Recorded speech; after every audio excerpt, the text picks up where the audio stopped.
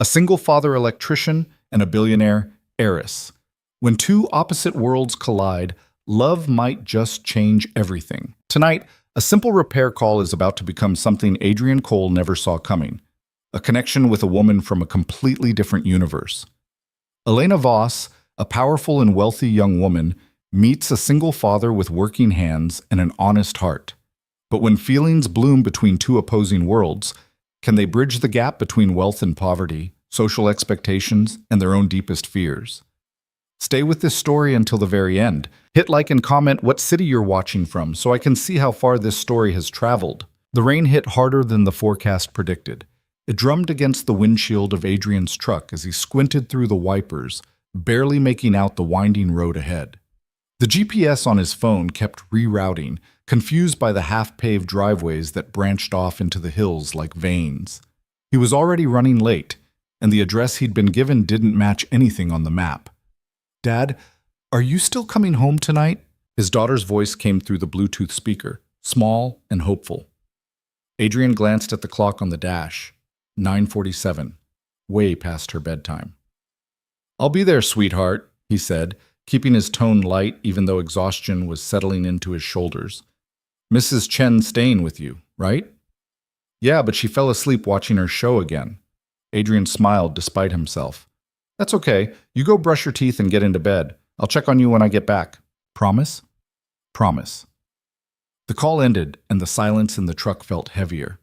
He'd been doing this for 3 years now, juggling jobs, bedtimes, parent-teacher conferences, and late-night emergency calls like this one. Ever since Sarah left, it had just been him and Mia. No backup plan, no safety net, just the two of them figuring it out one day at a time. The road curved sharply, and suddenly the trees opened up. Adrian's headlights swept across a massive iron gate, sleek and modern, with a security camera perched on top like a bird of prey. Beyond it, barely visible through the rain, sat a house that didn't belong in this world. It was all glass and sharp angles, built into the hillside like it had grown there. Lights blazed from every window, but they flickered erratically, like a heartbeat struggling to stay steady. Adrian pulled up to the intercom and pressed the button. Static crackled. Then a woman's voice, clipped and stressed. "Yes?" "Adrian Cole. I'm here about the electrical issue." A pause. "You're late." "Traffic and rain," Adrian said evenly. He didn't apologize for things outside his control anymore. Life had beaten that habit out of him. The gate buzzed and swung open. He drove through, tires crunching over wet gravel, and parked near the entrance. The house loomed above him, even more intimidating up close. Water poured from a broken gutter, splashing onto the stone steps. Adrian grabbed his toolbox from the truck bed, pulled his jacket hood up, and jogged toward the door. It opened before he could knock. A woman stood there, younger than he expected, mid-20s maybe, with dark hair pulled back in a messy knot and eyes that looked like they hadn't slept in days. She wore an oversized sweater and bare feet, no jewelry, no makeup.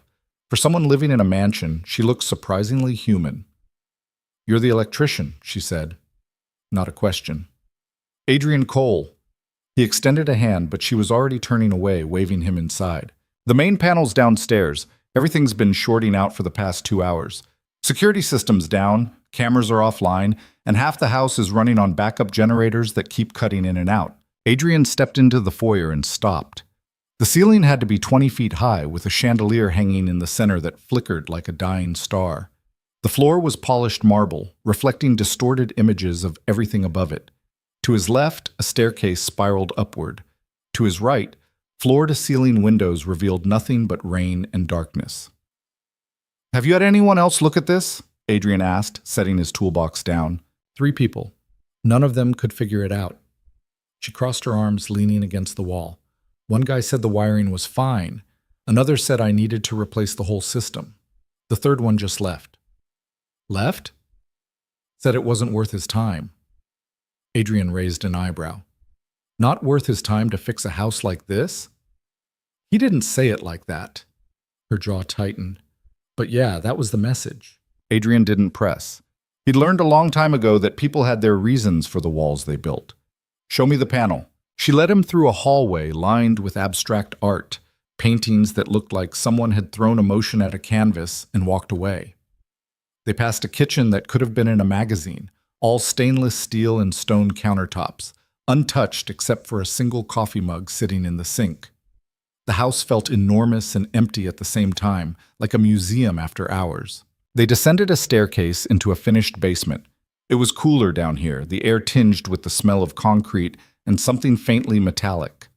The electrical panel was mounted on the far wall, a large gray box with the door hanging open. Wires spilled out like guts from a wound. Adrian set his toolbox down and pulled out a flashlight. Who worked on this last? I don't know. The previous owner had renovations done before I bought the place. When was that? 8 months ago. He crouched in front of the panel, shining his light across the wiring. Immediately, he saw the problem. Or problems. Plural. Whoever had done the work had mixed old wiring with new, creating a patchwork system that was barely holding together. Some of the breakers were labeled wrong. Others weren't labeled at all. It was a disaster waiting to happen. This is a mess, Adrian muttered. Can you fix it? He glanced over his shoulder. She was standing a few feet away, arms still crossed, watching him with an intensity that felt almost uncomfortable, like she was waiting for him to fail. Yeah, Adrian said, but it's going to take a while. Whoever did this didn't know what they were doing, or they didn't care. Maybe both. How long? Couple hours, if I don't run into more surprises. She exhaled, some of the tension leaving her shoulders. Fine. Do what you need to do. I'll need to shut off the main breaker. You'll lose power for a bit. That's fine. The generators will kick in. Adrian nodded and got to work. He started by killing the main breaker, plunging the basement into darkness except for the beam of his flashlight. The hum of the house, something he hadn't consciously noticed, went silent. Then, a few seconds later, a low rumble as the backup generators engaged. The lights flickered back on, dimmer than before but steady. He pulled out his multimeter and began testing circuits, tracing wires, identifying what belonged where. It was methodical work, the kind that required focus and patience. Adrian had always liked this part of the job. It was like solving a puzzle, finding order in chaos. The woman, he still didn't know her name, sat down on the bottom step, watching him. She didn't say anything, just observed. Most clients either hovered and asked a million questions or disappeared entirely. This was something in between. After about 20 minutes, Adrian spoke without looking up. You live here alone? Most of the time. Big house for one person. I didn't buy it for the size.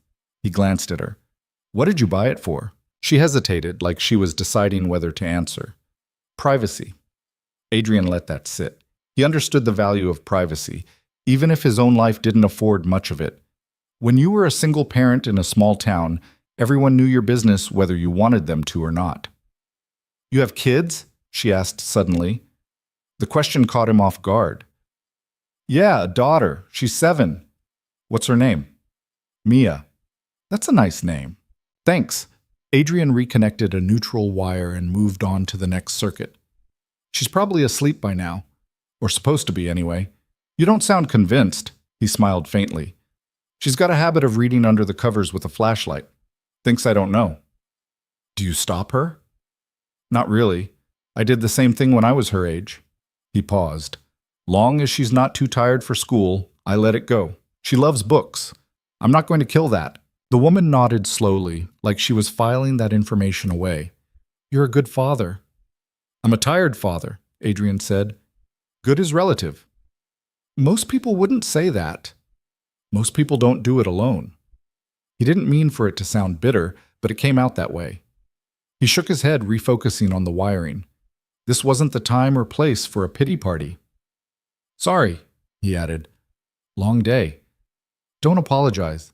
Her voice was softer now. I get it. Adrian doubted that, but he didn't argue. He worked in silence for a while, replacing a burnt-out breaker and rerouting a circuit that had been wired backward. The rain outside intensified, hammering against the small basement windows near the ceiling. Thunder rumbled in the distance. Can I ask you something? The woman said. Sure. Why didn't you leave when you saw how bad the wiring was? Adrian paused, wrench in hand. Because you need it fixed. The other guy didn't think so. The other guy's an idiot. He glanced at her. This isn't just a code violation. It's dangerous. If the wrong breaker trips under load, you could have a fire. I'm not going to walk away from that. She studied him for a long moment, her expression unreadable. You don't know me. Why do you care? Doesn't matter if I know you or not. I do the job right, or I don't do it at all. That's rare, Adrian shrugged. Shouldn't be. He turned back to the panel, but he could feel her still watching him. It wasn't uncomfortable, exactly, just unfamiliar. Most people looked at him and saw a guy in work boots with electrical tape on his belt. She seemed to be seeing something else, though he couldn't figure out what. Another hour passed. Adrian replaced 2 more breakers, tightened loose connections, and relabeled the entire panel so it actually made sense. His back ached from crouching, and his fingers were sore from handling tools in the cold basement air, but the work was almost done. What do you do? Adrian asked, breaking the silence. What do you mean? For work? Or is this just inherited? She smirked, but there wasn't much humor in it. Bit of both. My family has money. I manage some of it. Investments, mostly. Sounds stressful. It is. Why do it then? Because if I don't, someone else will, and they won't care about the people it affects. Adrian nodded. He didn't fully understand that world, but he understood responsibility. Fair enough. He reconnected the main breaker and stood, dusting off his hands. All right, let's see if this works. He flipped the main back on. For a second, nothing happened. Then the lights brightened, steady and strong. The hum of the house returned, smooth and even. No flickering, no surges. The woman stood, eyes wide. That's it? That's it. Adrian closed the panel door and latched it. Your security system should come back online in a minute. Cameras too. Everything's stable now. She stared at the panel like it had just performed a miracle. How did you... It's just wiring, Adrian said, picking up his toolbox. Nothing magic about it. Just takes time and patience. She looked at him, really looked at him, and for the first time since he'd arrived, she smiled. It wasn't a big smile, just a small upturn at the corners of her mouth, but it changed her whole face, made her seem less guarded, less alone. Thank you, she said quietly. You're welcome. They walked back upstairs together. The house felt different now, warmer, less oppressive. The lights glowed without interruption, and the security panel by the front door blinked green. Adrian set his toolbox down and pulled out his phone to write up the invoice. What do I owe you? She asked. He calculated the hours, the parts, the late-night rate. 300. She blinked. That's it? That's what it costs. The last guy quoted me 2,000 just to look at it. Adrian frowned. Then the last guy was ripping you off. She pulled out her phone and tapped a few times. His phone buzzed with a payment notification. He glanced at the screen and froze. You sent me $1,000. I know. I said 300. I heard you. She slipped her phone back into her pocket. The extra is for coming out in the rain and for not leaving. Adrian wanted to argue, but the exhaustion was catching up with him. And honestly, $1,000 would cover Mia's new winter coat, the overdue electric bill, and maybe a tank of gas without him having to choose between them. Pride was a luxury he couldn't always afford. Thank you, he said finally. She nodded. I'm Elena, by the way. Adrian? I know, you said that when you got here. She smiled again, just barely. I wasn't really listening. He laughed, surprising himself. Fair. Elena walked him to the door. The rain had softened to a drizzle, and the air smelled clean and sharp. Adrian's truck sat waiting in the driveway, looking small and out of place next to the mansion. If you have any more issues, give me a call, Adrian said, handing her a business card he'd pulled from his wallet. It was bent at the corner and smudged with fingerprints, but it had his number. Elena took it, turning it over in her hands. I will. He stepped outside, then paused. Get someone to fix that gutter. It's going to rot the wood if you leave it. I'll add it to the list. Adrian nodded and headed to his truck. He was halfway there when Elena called out. Adrian? He turned. She stood in the doorway, framed by the light from inside. You were right about doing the job right. It shouldn't be rare, but it is. He didn't know what to say to that, so he just nodded again and climbed into his truck. The drive home took 40 minutes. By the time Adrian pulled into his driveway, it was nearly midnight. The house was dark except for the porch light he'd left on. He grabbed his toolbox and went inside, locking the door quietly behind him. Mrs. Chen was asleep on the couch, her knitting abandoned in her lap. Adrian gently woke her, thanked her, and paid her for the night. She shuffled out to her car, yawning, and drove off. Adrian climbed the stairs to Mia's room and eased the door open.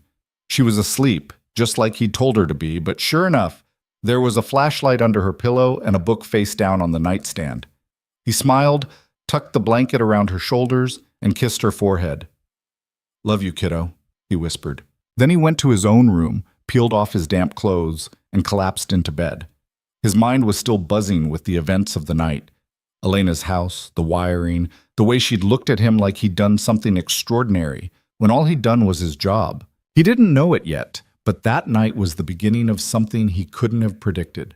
Something that would unravel his carefully controlled life and force him to confront fears he'd buried so deep he'd forgotten they were there. But for now, Adrian just closed his eyes and let sleep take him. 3 days later, his phone rang. Adrian was under the sink at the Martinez house, elbow deep in a tangle of pipes that should have been replaced a decade ago.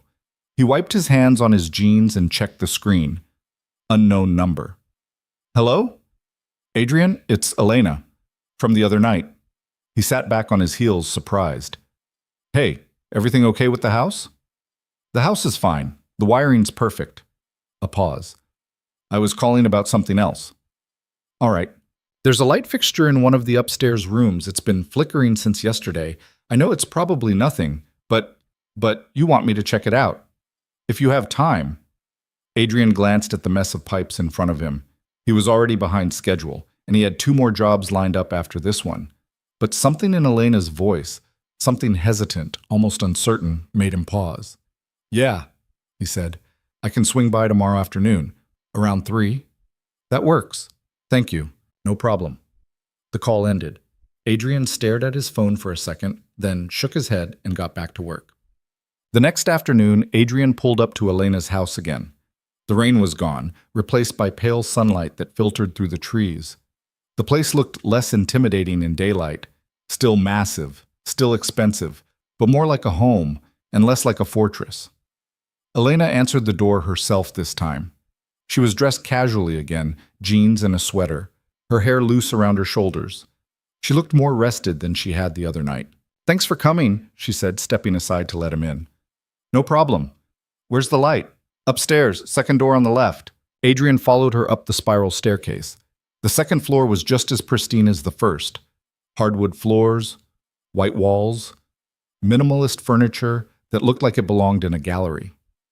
The room Elena led him to was smaller than he expected, tucked into a corner with windows overlooking the hillside. It was set up as a studio, with an easel in the center, canvases stacked against the walls, and shelves lined with paint tubes and brushes. "You paint?" Adrian asked, surprised. "When I have time." Elena gestured to the ceiling fixture, a simple modern piece that was indeed flickering faintly. "It started yesterday. I thought maybe the bulb was dying, but I replaced it, and it's still doing it." Adrian set his toolbox down and pulled out a stepladder he'd grabbed from his truck. He climbed up, removed the fixture cover, and inspected the wiring. It only took a minute to spot the issue, a loose connection where the wire met the fixture base. "Just needs to be tightened," he said, pulling out a screwdriver. "Happens sometimes when fixtures aren't installed properly." "Can you fix it?" "Already am." He tightened the connection, tested it, and replaced the cover. The light glowed steady and bright. "There you go," Adrian said, climbing down. Elena flipped the switch a few times, watching the light. "That's it?" "That's it," she laughed softly. "You make everything seem so simple. Most things are simpler than people think. We just overcomplicate them." Elena looked at him for a long moment, then gestured to the easel. "Want to see what I've been working on?" Adrian hesitated. He didn't know much about art, and he didn't want to say something stupid, but she was offering, and turning her down felt rude. "Sure," he said. She walked over to the easel and turned it toward him. The canvas showed a landscape, rolling hills under a stormy sky, painted in shades of gray and dark blue. It was rough, unfinished, but there was something raw and honest about it, like she'd been trying to capture a feeling instead of a place. "It's good," Adrian said, and he meant it. "You don't have to say that." "I'm not just saying it. I don't know anything about art, but I know when something feels real. This does. Elena's expression softened. Thank you. They stood there for a moment, the silence stretching but not uncomfortable. Then Adrian cleared his throat and picked up his toolbox. I should get going. I've got another job at 5. Right, of course. Elena walked him to the door, and this time when she paid him, it was exactly what he'd asked for. No extra. As Adrian climbed into his truck, Elena called out again. Adrian! He looked back. If you're ever in the area, you should stop by. For coffee or something. Not for work. He didn't know what to say.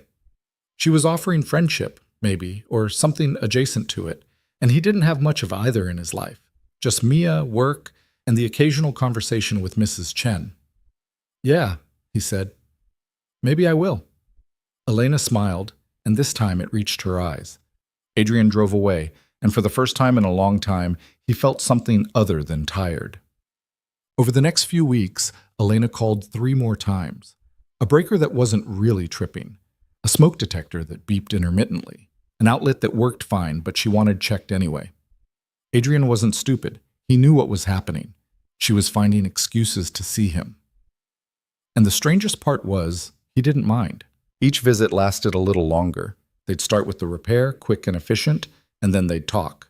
She'd make coffee, good coffee, the kind that came from beans she ground herself, and they'd sit in her kitchen or her studio and just exist in each other's space. She asked about Mia, and Adrian found himself talking about his daughter more than he usually did, how she'd started writing her own stories, how she wanted a dog but their landlord didn't allow pets, how she'd cried when she lost her first tooth because she thought it meant she was getting old. Elena listened like every word mattered, like she wasn't just being polite. And Adrian, in turn, started learning about her, how she'd inherited her wealth but felt trapped by it, how people saw her money before they saw her, how she'd bought this house hoping for peace and found loneliness instead.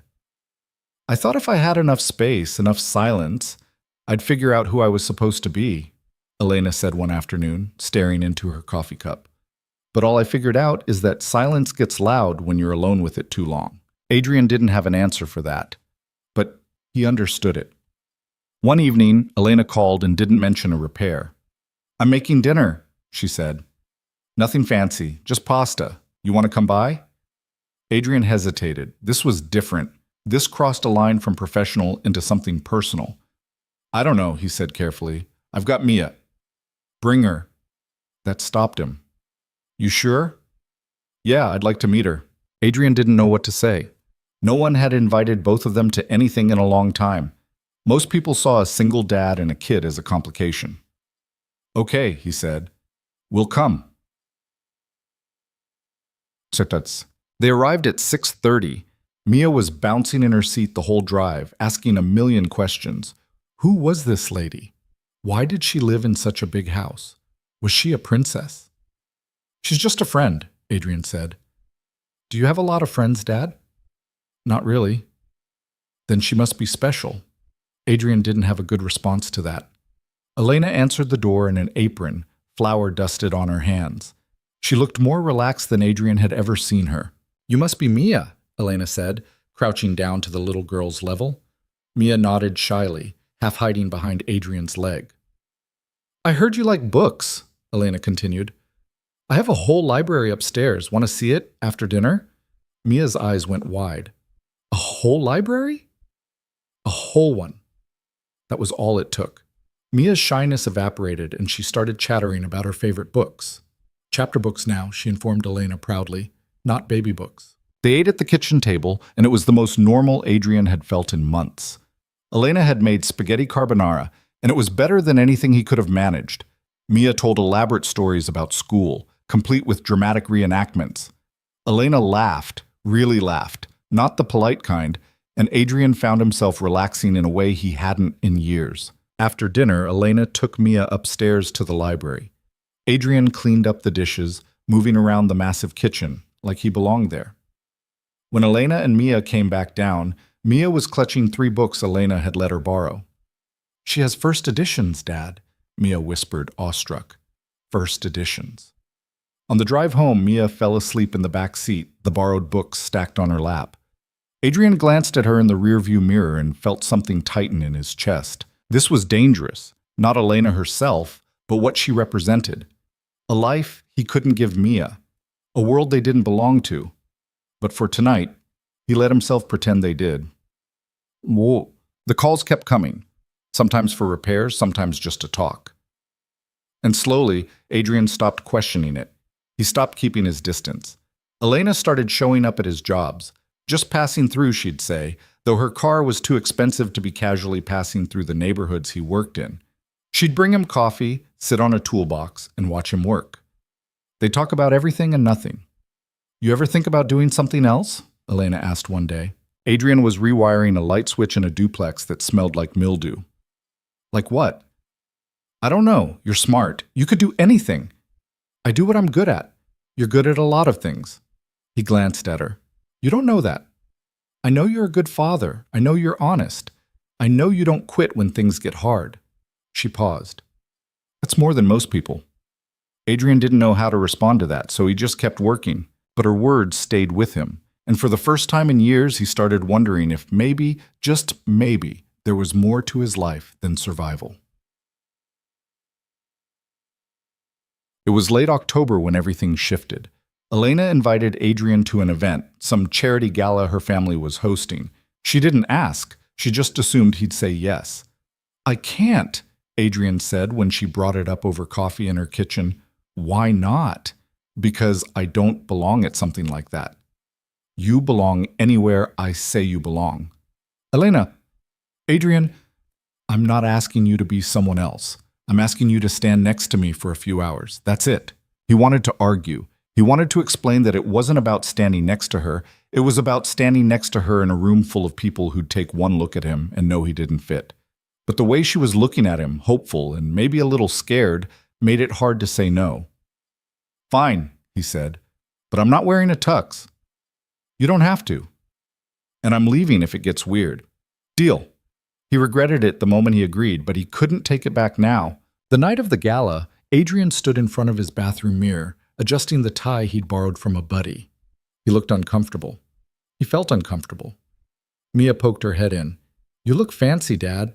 I look ridiculous. No, you look like a movie star. He smiled despite himself. Thanks, kiddo. Mrs. Chen arrived to watch Mia, and Adrian drove to Elena's house. She was waiting outside, wearing a dress that probably cost more than his truck. She looked stunning, untouchable. You clean up nice, she said, smiling. You too. They drove to the venue together, a hotel ballroom downtown, all chandeliers and marble floors. Adrian's stomach twisted the moment they walked in. Everyone was dressed like they'd stepped out of a magazine.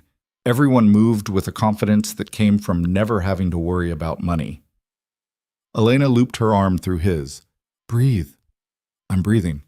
You're holding your breath. He exhaled. They moved through the crowd, and Adrian felt every eye on him. Not on Elena, on him. The guy who didn't belong, the guy in the borrowed tie. Elena introduced him to people whose names he immediately forgot. They smiled politely, shook his hand, and moved on. A few asked what he did, and when he said electrician, their smiles tightened just a fraction. Adrian wanted to leave. But Elena's hand was on his arm, warm and steady, and he stayed. Halfway through the night, they ended up on a balcony overlooking the city. The noise from inside was muffled out here, and the air was cold and sharp. You okay? Elena asked. Not really. I'm sorry. I shouldn't have pushed you into this. It's not your fault. Adrian leaned against the railing. I just don't fit here, Elena. You know that. You fit with me. That's not enough. She went quiet. When she finally spoke, her voice was smaller. What do you mean? Adrian turned to face her. I mean, I'm not part of your world. I'm the guy you call when something breaks.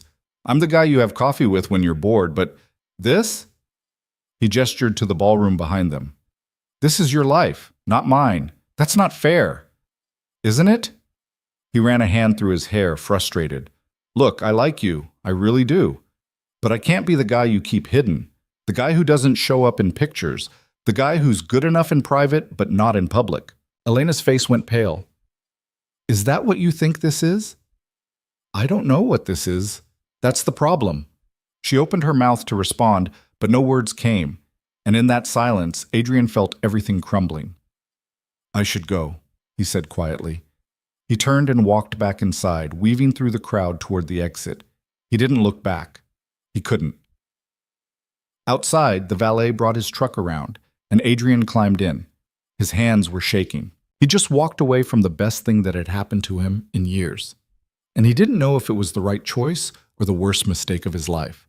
But as he drove home through the empty streets, one thing was clear. He couldn't keep living in two worlds. Something had to give. And he was terrified of what that something might be. Adrian didn't sleep that night. He lay in bed staring at the ceiling, replaying the conversation on the balcony over and over until the words lost their meaning. By the time dawn crept through the blinds, he'd convinced himself he'd done the right thing. Walking away was self-preservation. It was protecting Mia from getting attached to someone who'd eventually realize they'd made a mistake.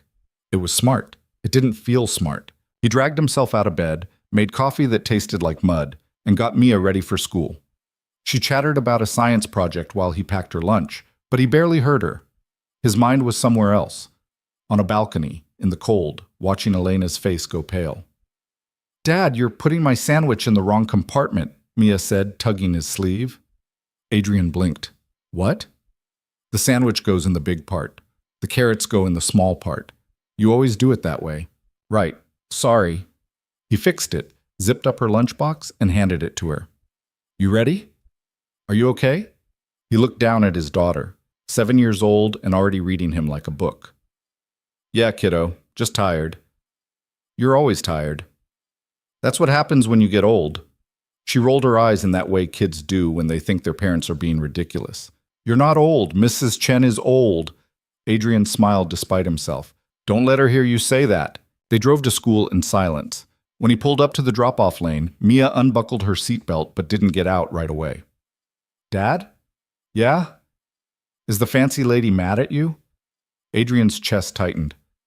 "What makes you think that?" "Because you're sad, and you're only sad when something's wrong." He didn't know how to answer that, so he just reached over and squeezed her hand. "I'll figure it out. Don't worry about me." "I always worry about you." "Well, stop it. That's my job." Mia grinned, grabbed her backpack, and hopped out of the truck. She waved at him through the window, and he waved back.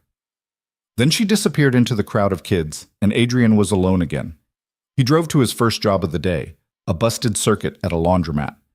The owner was a guy named Rick, who never stopped talking. Normally Adrian didn't mind, but today every word felt like sandpaper. "You look like hell," Rick said when Adrian showed up. "Thanks. Rough night." Something like that. Rick didn't press, which Adrian appreciated.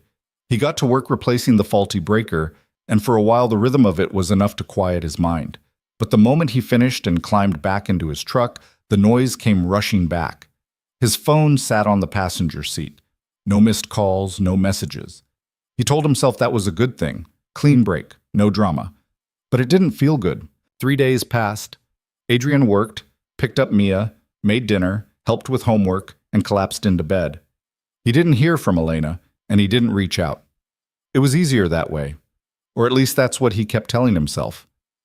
On the 4th day, his phone rang while he was installing a ceiling fan in someone's living room. He almost didn't answer. He was balanced on a ladder with a drill in one hand, but he glanced at the screen and saw Elena's name. His stomach dropped. He climbed down, set the drill on the floor, and answered. "Hello? Adrian?" Her voice sounded different, tight, controlled. "Can we talk? I'm working." "I know. I wouldn't call if it wasn't important." He hesitated. "What's going on?" "Not over the phone. Can you come by tonight? After you're done." "Elena, please." That word, small and quiet, cut through every wall he'd tried to build. He closed his eyes and exhaled. "Yeah, okay. I'll be there around 7. "Thank you." The call ended. Adrian stood there in the middle of someone's living room holding his phone like it might explode.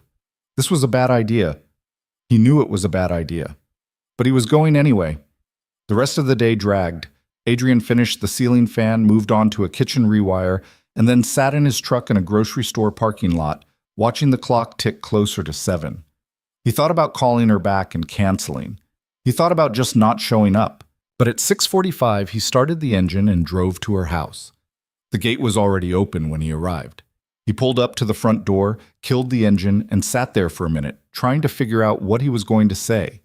Before he could come up with anything, the door opened and Elena stepped out. She looked tired. Her hair was pulled back in a loose ponytail, and she wasn't wearing makeup. She had on jeans and an old sweater with a hole in the sleeve. Somehow, she looked more real than she ever had. Adrian got out of the truck. "Hey! Hey!" She crossed her arms, not in a defensive way, more like she was holding herself together. "Thanks for coming. You said it was important." "It is." She glanced back at the house, then at him. "Can we walk? I don't want to do this inside." "Sure." They walked down the driveway and onto the road that wound through the hills. The sun was setting, painting the sky in shades of orange and pink. It was the kind of view people paid millions for, but Adrian barely noticed. For a while, neither of them spoke. Then Elena broke the silence. "I've been thinking about what you said. At the gala." Adrian shoved his hands in his pockets. "Yeah?" "You were right. About some of it." He didn't know what to say to that, so he stayed quiet. "I haven't been fair to you," Elena continued. "I've been asking you to fit into my life without thinking about what that costs you, and I'm sorry." "You don't have to apologize." "Yes, I do." She stopped walking and turned to face him. "Because you're not wrong. I have kept you separate from the rest of my life. Not because I'm ashamed of you. I need you to know that. But because I didn't want to share you. I didn't want other people's opinions to ruin what we have." "What do we have, Elena?" The question came out rougher than he intended. "Because I don't know anymore." She flinched. "I don't know either. But I know I don't want to lose it." Adrian ran a hand through his hair, frustrated. "You can't have it both ways. You can't keep me in the corner of your life and expect me to be okay with it. I'm not asking you to stay in the corner. I'm asking you to give me a chance to do this right." "What does that even mean?" "It means I want you in my life. All of it. Not just the easy parts." Her voice cracked just slightly. "But I need you to meet me halfway. I need you to stop assuming I'm going to walk away." "I'm not assuming. I'm being realistic." "No, you're being scared." She stepped closer. "And I get it. I'm scared too. But I'm not running. So why are you?" That hit harder than he expected. Adrian opened his mouth to argue, but the words wouldn't come. Because she was right. He was running. He'd been running since the moment he realized what she meant to him. "I have a kid," he said finally. "I can't afford to make mistakes." "I'm not a mistake." "I didn't say you were." "Then what are you saying?" Adrian looked at her, really looked at her, and saw the same fear he felt reflected back. She wasn't some untouchable rich woman. She was just a person, scared and uncertain, and hoping he wouldn't break her heart. "I'm saying I don't know how to do this," he admitted. "I don't know how to be with someone like you." "Someone like me?" "Someone who has options, someone who could walk away and not look back." Elena's expression softened. "You think I have options?" "Don't you? Not ones that matter." She reached out and took his hand, her fingers cold against his. "Adrian, I don't want options. I want you." He didn't know what to say. So he just stood there, holding her hand, feeling the weight of everything unsaid pressing down on both of them. "Come inside," Elena said quietly. "Please, let me show you something." He should have said no. He should have gotten in his truck and driven away. But instead he nodded. They walked back to the house in silence. Elena led him inside and up the stairs to her studio. The room was dimly lit, the easel in the center draped with a cloth. "I've been working on something," Elena said, pulling the cloth away. The canvas underneath took Adrian's breath away. It wasn't a landscape this time. It was a portrait of him. He was sitting on a toolbox, a wrench in his hand, looking off to the side like he was thinking about something. The detail was incredible. She'd captured the tiredness in his eyes, the rough edges, the way his shoulders carried weight even when he was sitting still. "When did you—" "I started it after the first time you came to fix the wiring. I've been adding to it every time I see you." She stood beside him, staring at the painting. "I wanted to see you the way I see you, not the way you see yourself." Adrian couldn't speak.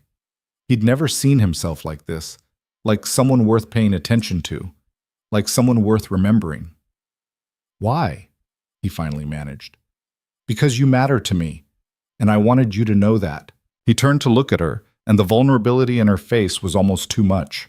She'd put herself out there, completely, honestly, and now she was waiting for him to do the same.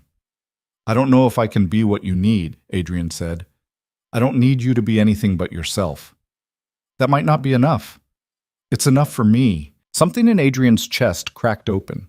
All the walls he'd built, all the reasons he'd given himself to stay away, they didn't hold anymore. Because standing in front of him was someone who saw him, really saw him, and wasn't running. Okay? He said. Elena blinked. Okay? Yeah, okay. He took a breath. I'm still scared, and I still think this is a bad idea. But I'm done running. A smile broke across Elena's face, small at first, then wider. Yeah? Yeah. She stepped forward and wrapped her arms around him. Adrian hesitated for just a second, then hugged her back. She smelled like paint and coffee, and she fit against him like she'd always belonged there. Thank you, she whispered. For what? For giving this a chance. They stood like that for a long time, holding each other in the quiet of the studio. And for the first time in years, Adrian felt like maybe, just maybe, he was exactly where he was supposed to be. The days after that conversation shifted into something Adrian didn't have a name for. It wasn't a relationship exactly, at least not in any traditional sense, but it was something. Elena started calling him not because she needed something fixed, but because she wanted to hear his voice. They'd talk while he drove between jobs, her voice crackling through the Bluetooth speaker as she told him about a painting she was working on or a meeting that had gone sideways. I don't understand half of what you're talking about, Adrian said one afternoon, stuck in traffic on the interstate. That's okay. I don't understand half of what you're talking about either. I fix electrical panels. There's not much to understand. You say that, but every time you explain how circuits work, I get lost after the first sentence. He smiled. Fair point. Their conversations were easy in a way Adrian wasn't used to. There was no pressure to fill the silence, no expectation to be anything other than what they were. And slowly, carefully, they started weaving their lives together. Elena came to one of Mia's soccer games. She sat in the bleachers with the other parents, cheering too loud when Mia scored a goal. Afterward, Mia ran over, flushed and grinning, and Elena high-fived her like it was the most natural thing in the world. Did you see me, Dad? Did you see? I saw, kiddo. You were amazing. Mia turned to Elena. Did you see? I saw.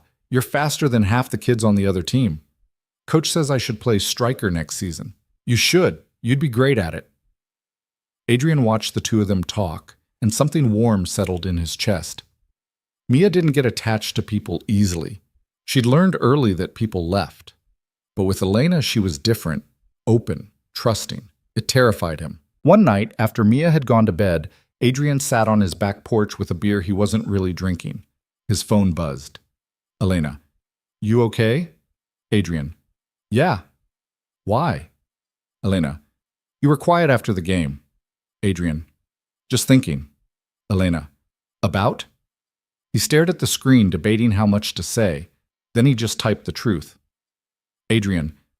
About how good you are with Mia, and how scared that makes me. The three dots appeared, disappeared, appeared again. Finally, a response came through. Elena. I'm scared too, but I'm not going anywhere. Adrian read the message 3 times, then set his phone down and stared out at the dark yard.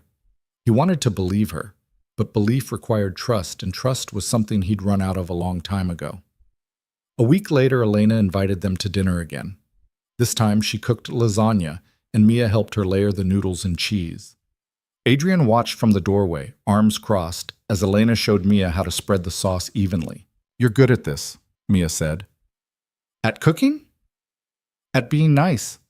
Elena paused, then smiled. Thank you. You're pretty good at it too. Dad says I get it from my mom. The room went quiet. Adrian's jaw tightened. Mia didn't talk about Sarah much, mostly because Adrian didn't, but every once in a while she'd bring her up, casual and light, like she was mentioning the weather.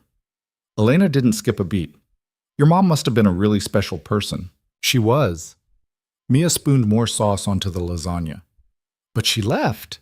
So now it's just me and Dad. That must have been hard. It was, but Dad takes good care of me. Elena glanced at Adrian, and he saw something in her eyes he couldn't quite name. Understanding, maybe. Or sadness. Or both. They ate dinner on the back patio, the sky streaked with pink and gold. Mia talked nonstop about school, her friends, a book she was reading about dragons. Elena listened like every word mattered, asking questions and laughing in all the right places. After Mia went to explore the yard chasing fireflies with a mason jar Elena had given her, Adrian and Elena sat in silence. "She's amazing," Elena said. "She is. You've done a good job with her." Adrian shrugged. "I do what I can." "It's more than that. She's confident, kind, happy. That doesn't happen by accident." He didn't know how to respond to that. Compliments about his parenting always felt strange, like people were praising him for doing the bare minimum.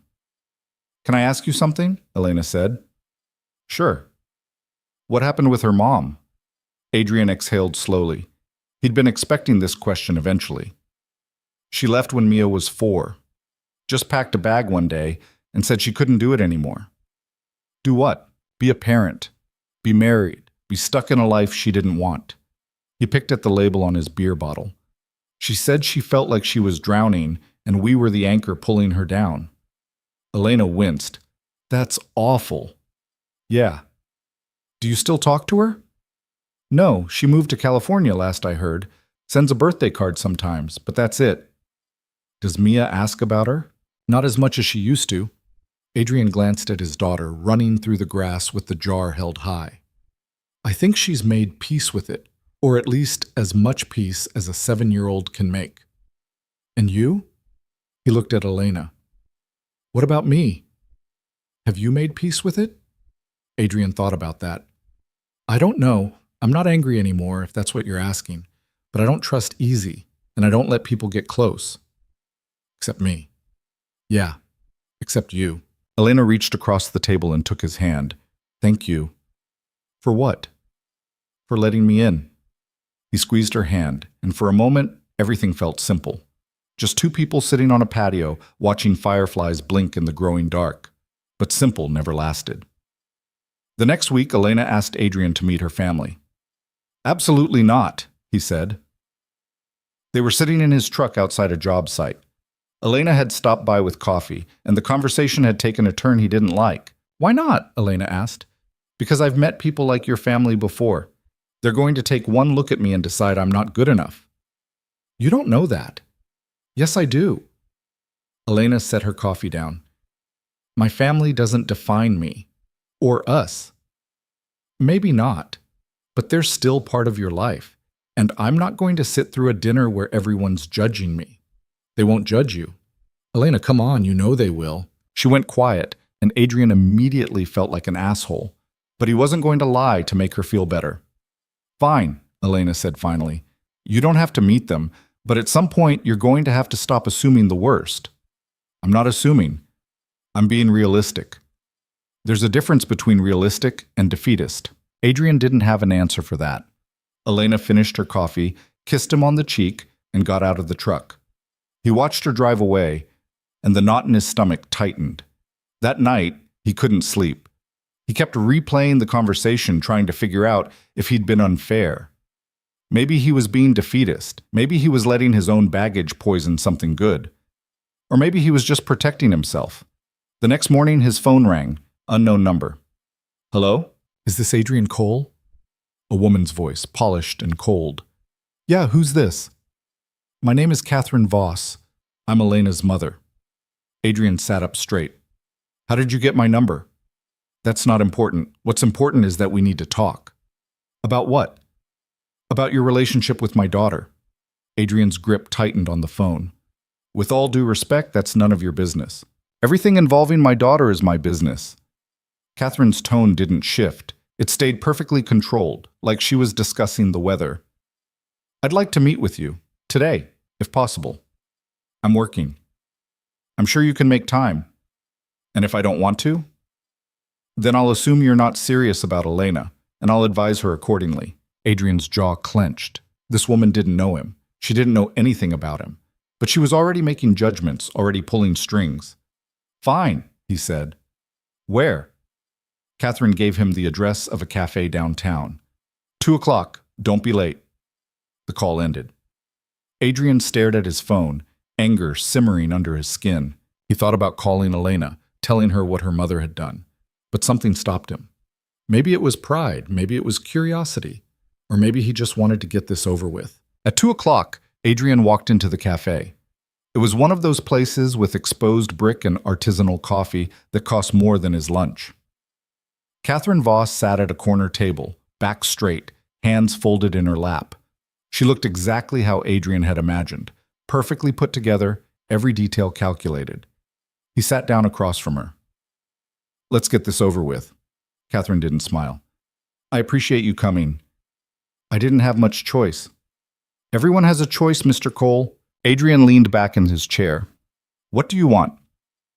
"I want to understand your intentions with my daughter." "My intentions?" "Yes, what you hope to gain from this relationship." Adrian's anger flared. "I'm not trying to gain anything. Everyone wants something." "Not me."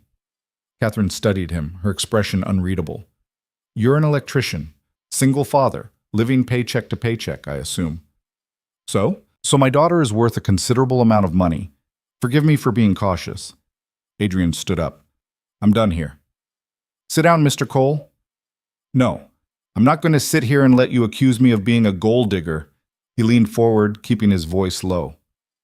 "I don't care about Elena's money. I care about her. And if you can't see that, then this conversation is pointless." He turned and walked out, his heart pounding. Behind him, he heard Catherine call his name, but he didn't stop. He got in his truck and drove.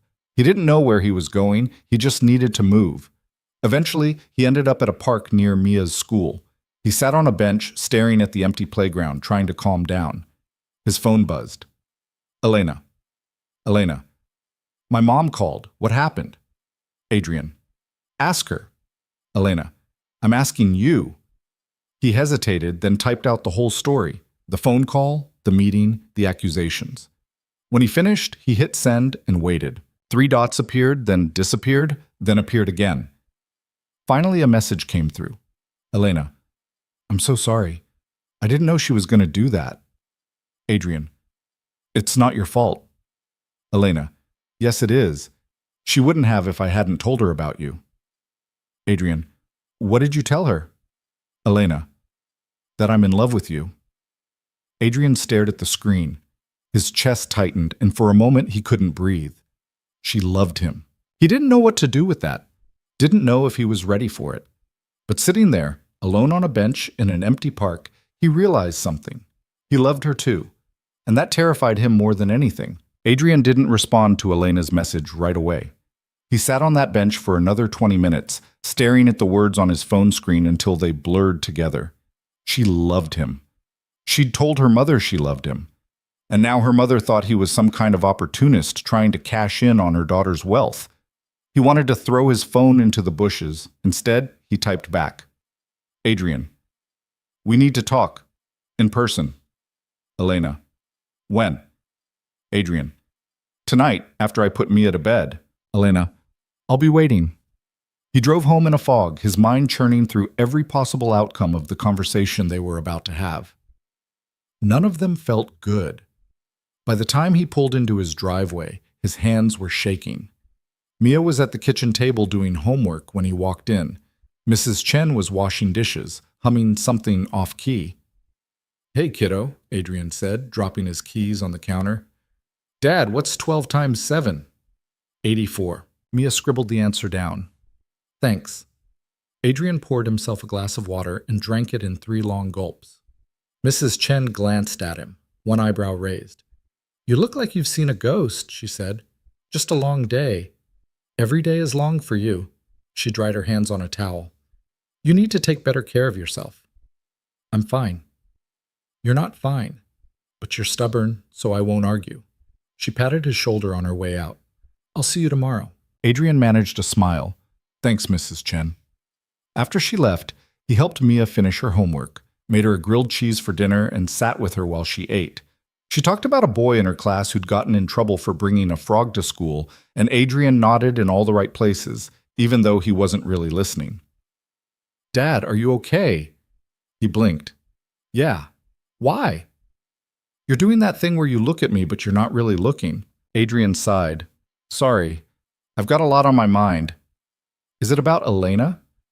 "What makes you think that?" Mia shrugged. "You always get weird when it's about her." "I don't get weird." "Yes, you do. You get all quiet and thinky. Thinky's not a word." "It should be." Adrian smiled despite himself. "Finish your sandwich."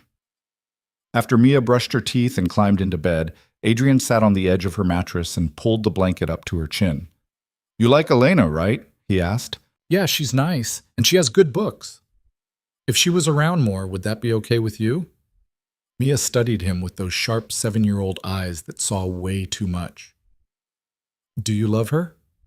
The question hit him square in the chest. "I don't know." "That's a weird answer." "It's a complicated question."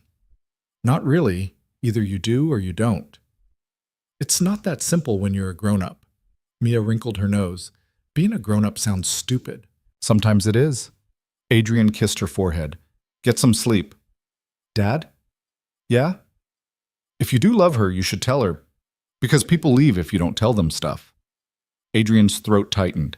He didn't know if she was talking about Sarah or just making an observation, but either way, it cut deep. "I'll keep that in mind," he said quietly.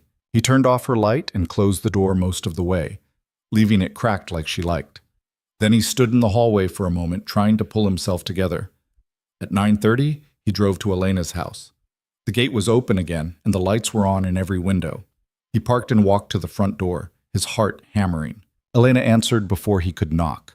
She looked tired, hair loose, no makeup, wearing sweatpants and an old t-shirt. She'd been crying. He could see it in the redness around her eyes. "Come in," she said. They went to the kitchen. Elena poured 2 glasses of wine and handed him one. Adrian set it on the counter without drinking. "I'm sorry about my mother," Elena said. "I didn't know she was going to ambush you like that." "It's not your fault." "Yes, it is. I should have warned you. She's—" Elena paused, searching for the right word. "Protective. In the worst possible way. She thinks I'm using you." "I know. And she's probably not the only one." Elena looked at him. "What are you saying?" "I'm saying maybe she has a point." "Adrian, not about the money. I don't give a damn about your money." He ran a hand through his hair, frustrated. "But about the rest of it, about whether this makes sense." "Of course it makes sense." "Does it?" "Because from where I'm standing, it feels like we're forcing something that doesn't fit." Elena's face went pale. "You don't mean that." "I don't know what I mean."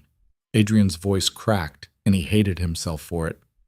"I just know that your mother looked at me today like I was dirt on her shoe, and she's going to keep looking at me like that. And so is everyone else in your world." "I don't care what they think." "You should. Because eventually, it's going to wear you down, and you're going to realize you could do better." "Better than what? Better than someone who's kind and honest and good with my—" She stopped herself, but the words hung in the air anyway. Adrian stared at her.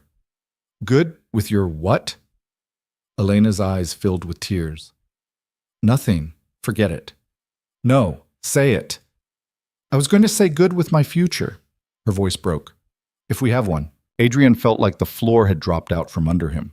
She wasn't just talking about them dating. She was talking about something permanent, something that involved Mia and houses and the kind of life he'd stopped believing in years ago. "Elena, I can't—" "Can't what?" "Can't imagine a future with me? Or can't let yourself?" "Both, I don't know." He pressed his palms against the counter, trying to steady himself. "I've got a kid to think about. I can't just jump into something because it feels good right now." "You think this is just about feeling good?" "I think you don't know what you're signing up for." "Then tell me. Explain it to me." Adrian looked at her, really looked at her, and saw the desperation in her eyes. She wanted him to open up, to let her in all the way.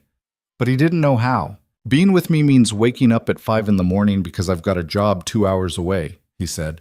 "It means fixing frozen pipes and blown fuses and eating spaghetti out of a box because that's all I have time to make. It means dealing with a 7-year-old who has nightmares and asks questions I don't know how to answer. It's not romantic. It's not easy. And it sure as hell isn't the kind of life you're used to. You think I can't handle that? I think you shouldn't have to. Elena stepped closer, her hands shaking. You don't get to decide what I can handle. You don't get to push me away because you're scared. I'm not scared.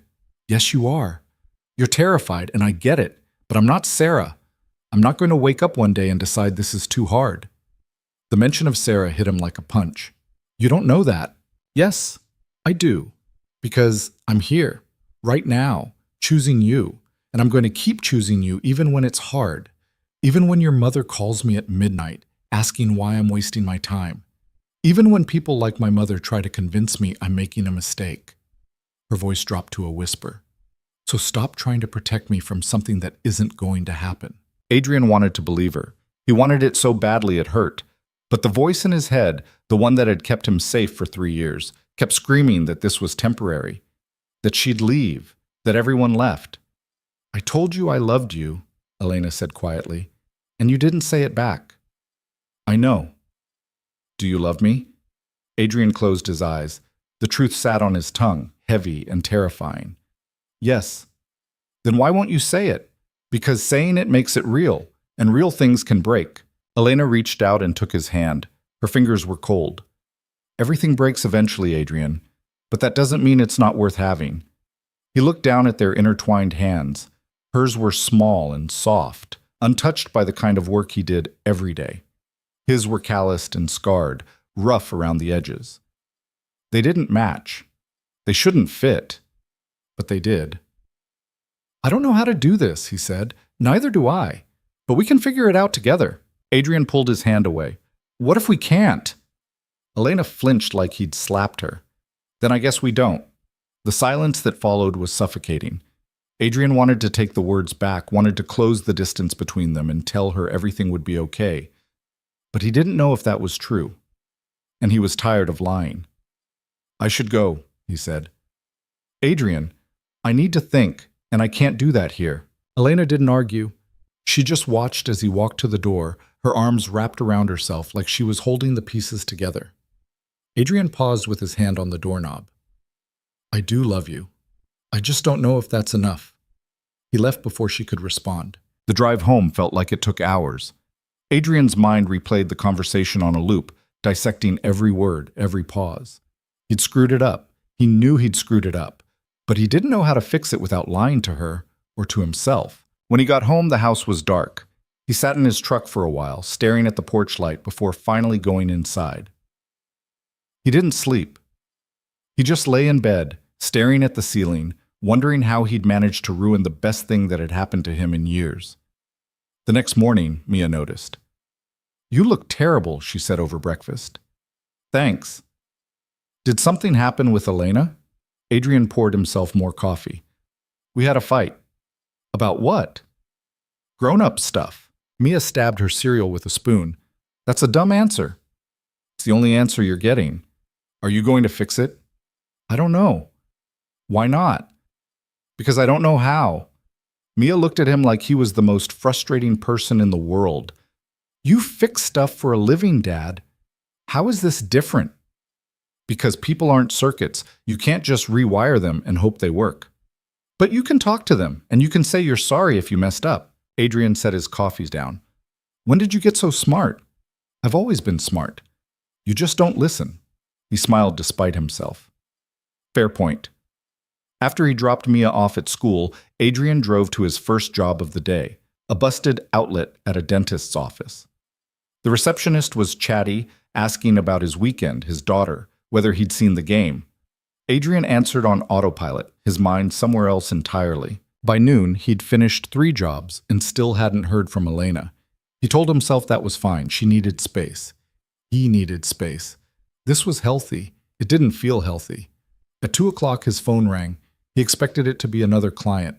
Instead, it was a number he didn't recognize. Hello? Mr. Cole, this is Richard Voss, Elena's father. Adrian's stomach dropped. How did you get my number? My wife gave it to me. I'd like to meet with you. I already met with your wife. I'm not interested in round 2. This isn't an ambush. I just want to talk. About what? About my daughter, and about whether you're serious about her. Adrian leaned against his truck, exhausted. With all due respect, sir, that's between me and Elena. You're right, it is. Richard's tone was calmer than Catherine's had been, less accusatory. But humor me, please. One conversation, that's all I'm asking. Adrian didn't want to. He wanted to hang up and pretend this whole mess didn't exist. But something in Richard's voice, something that sounded almost human, made him hesitate. Fine. Where? Richard gave him an address. Not a cafe this time, but a park near the waterfront. Adrian agreed and hung up, already regretting it. An hour later, he pulled into the parking lot. Richard Voss was sitting on a bench overlooking the water, dressed in slacks and a button-down shirt with the sleeves rolled up. He looked older than Adrian had expected. Gray hair, lines around his eyes, the kind of tired that came from years of carrying weight. Adrian sat down beside him. Let's get this over with. Richard didn't turn to look at him. My wife thinks you're after Elena's money. I know. I don't. That caught Adrian off guard. Why not? Because if you were, you would have been a lot nicer to Catherine. Gold diggers don't walk out of meetings. Adrian snorted. Fair point. They sat in silence for a moment, watching a few kids chase each other across the grass. Elena told me she loves you, Richard said. She told me that too. And what did you say?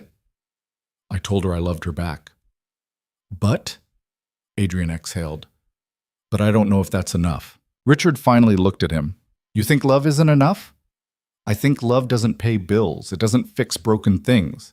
It doesn't make two people from completely different worlds suddenly fit together. You're right. It doesn't. Richard leaned back against the bench. But it's a start. A start to what? To building something. My wife and I, we came from different worlds too. She was old money. I grew up in a 2-bedroom apartment with 4 siblings. When we got married, her family thought I was beneath her. Adrian glanced at him. What changed their minds? Nothing. They still think that. Richard smiled faintly. But I stopped caring what they thought. And so did she. We built our life together, and we didn't ask for permission. That's different. How? Because you're both... Adrian gestured vaguely. You're both successful. You both ended up in the same place. Not at first. I worked construction for 15 years before I started my own company. Catherine's family hated me the entire time. But we made it work because we wanted to, not because it was easy. Adrian stared out at the water. I have a daughter. I can't afford to take risks. Being happy isn't a risk. It's a choice. Easy for you to say. Richard stood, brushing off his pants. You're right. It is easy for me to say, because I've already made that choice. And I don't regret it. He looked down at Adrian. The question is, will you? He walked away before Adrian could respond. Adrian sat on that bench for another half hour, turning Richard's words over in his mind. Being happy isn't a risk. It's a choice. But what if the choice led to pain? What if he let Elena in completely and she left anyway? What if Mia got hurt? His phone buzzed. A text from Elena. Elena, there's an event tomorrow night, a fundraiser my family hosts every year. I want you to come. Adrian, I don't think that's a good idea. Elena, I'm not asking you to come as my date. I'm asking you to come because I want you there, because I'm tired of hiding what we are. Adrian, what are we? Elena, I don't know, but I want to find out. And I can't do that if you keep running. Adrian stared at the message. This was it. The moment where he had to decide whether to step into her world completely or walk away for good. He thought about Mia's words. People leave if you don't tell them stuff. He thought about Richard. Being happy isn't a risk, it's a choice. And he thought about Elena, standing in her studio, showing him a painting of himself, telling him he mattered. He typed back. Adrian, what time? Elena, 7. And Adrian? Adrian, yeah? Elena, thank you. He slipped his phone into his pocket and stood up. He didn't know if he was making the right choice. But for the first time in years, he was choosing something other than fear. And that had to count for something. The next day moved in slow motion. Adrian went through the motions of his jobs, replacing a panel at a hardware store, fixing faulty wiring in an old apartment building. But his mind was somewhere else entirely. He kept checking his phone, half expecting Elena to text and tell him not to come. She never did. By the time he picked up Mia from school, his nerves were shot. "You're doing that thing again," Mia said from the back seat. "What thing?" "The thinky thing. Where you're here, but you're not here." Adrian glanced at her in the rearview mirror. "I've got that event tonight, the one I told you about." "The fancy one with Elena's family?" "Yeah." "Are you scared?"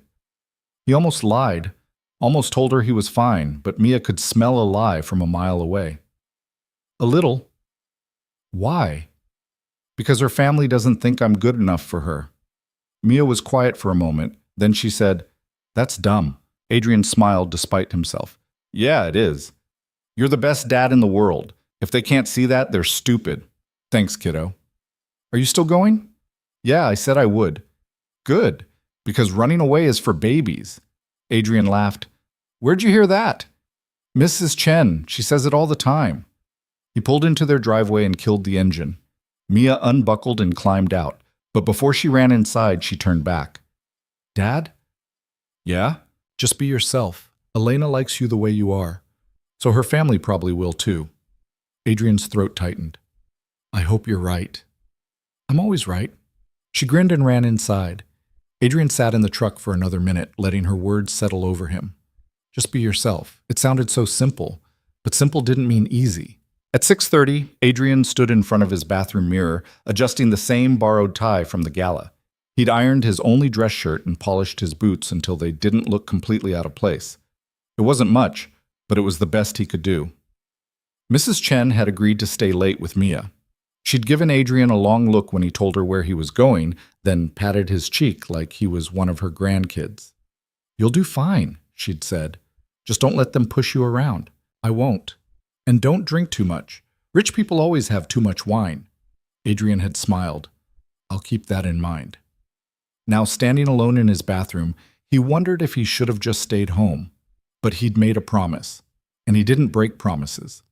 He grabbed his keys and drove to Elena's house. The sun was setting, painting the sky in shades of gold and pink. When he pulled up to the gate, it was already open.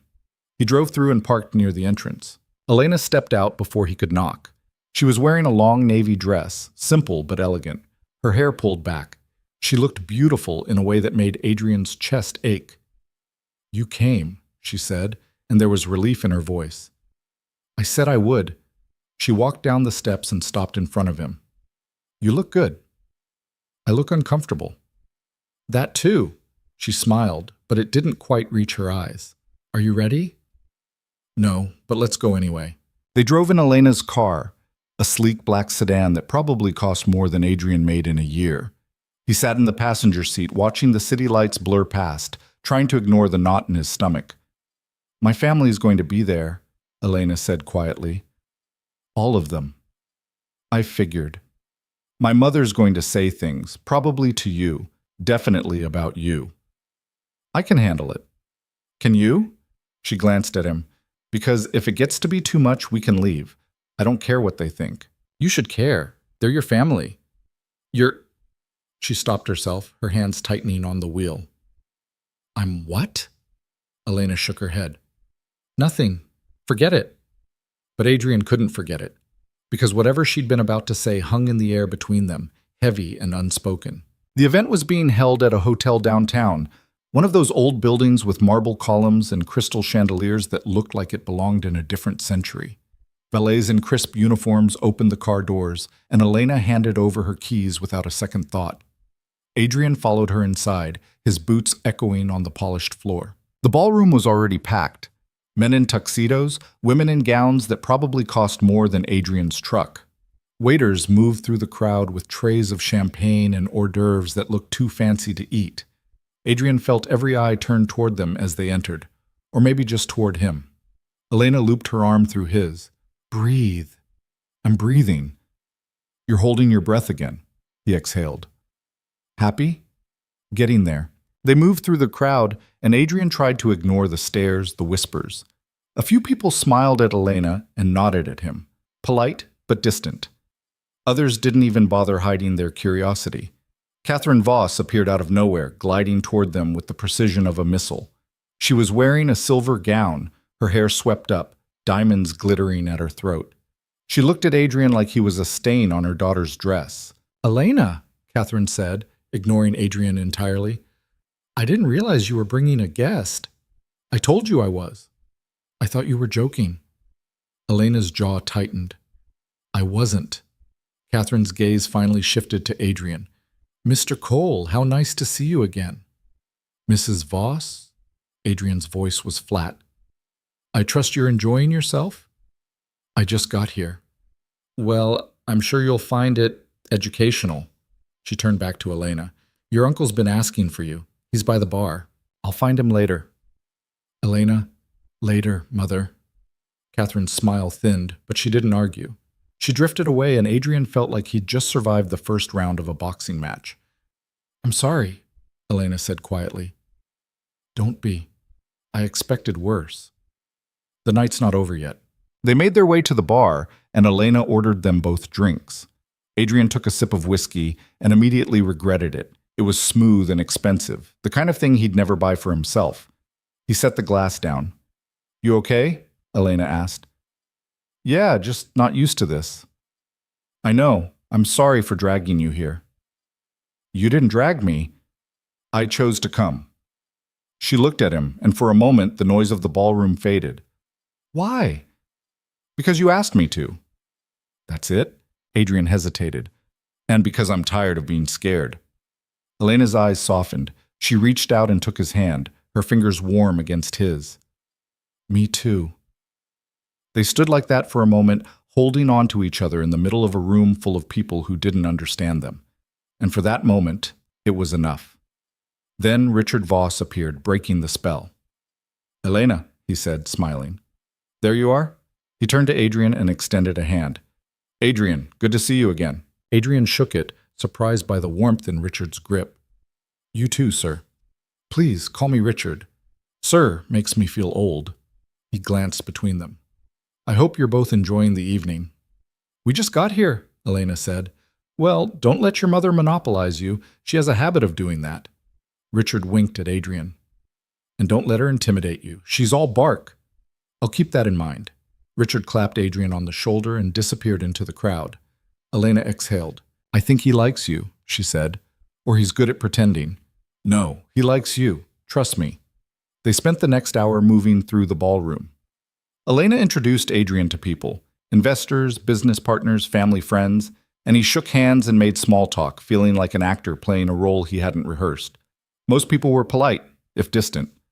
A few asked what he did, and when he said electrician, their smiles faltered just slightly. One man, a cousin of Elena's, tall and smug in a custom tux, looked Adrian up and down like he was assessing a used car.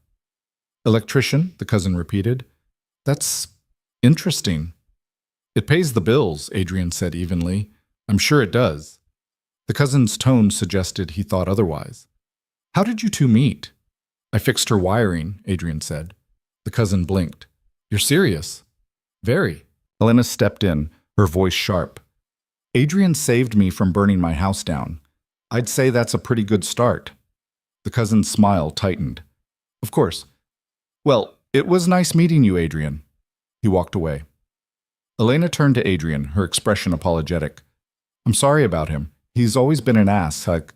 It's fine." "No, it's not. He had no right." "Elena, I knew what I was walking into." Adrian took a breath.